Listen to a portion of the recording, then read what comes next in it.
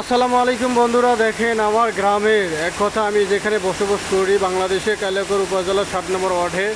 এটা কিন্তু রাস্তায় যদি দেখা গেছে যে আপনার কক্সবাজারের মতো সমুদ্রের ঢেউ আপালে যদি যায়, এ অবস্থায় যে রাস্তা যদি হয় তাহলে মানুষ চলাচল করবে কিভাবে? দেখেন একবারে ঢেউ। ছোট বাচ্চারা দুটোকে দেখতে পাচ্ছেন, তারা কিন্তু চলাচল করতে পারছে না, খুব বিঘ্নয় আছে তারা, খুব সমস্যা। দেখেন এক কথায় ছোটোখাটো কক্সবাজার, মিনি কক্সবাজার এক কথায় বলতে গেলে।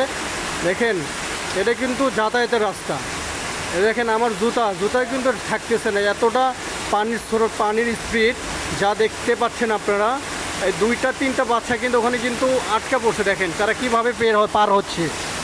তো এইসব বৃষ্টির পানি যে এতটা স্রোত, এর থেকে কিন্তু এই বৃষ্টির স্রোতের পানি যে মাছ কিন্তু পাওয়া যাচ্ছে, তারা কিন্তু মাছও কিন্তু দেখতে এসেছিলো, আমিও দেখতে এসেছিলাম। রাস্তার এই অবস্থা দেখেন। তো একটা বাচ্চা কিন্তু ওখানে আপালে কিন্তু সামনের দিকে ঠেলে নিয়ে যাচ্ছে, তাদের কিন্তু যাতায়াতের কোনো খুবই সমস্যা হচ্ছে। তো কি বলবো, ভালোর কোনো ভাষা নেই। এটাই ডিজিটাল বাংলাদেশ।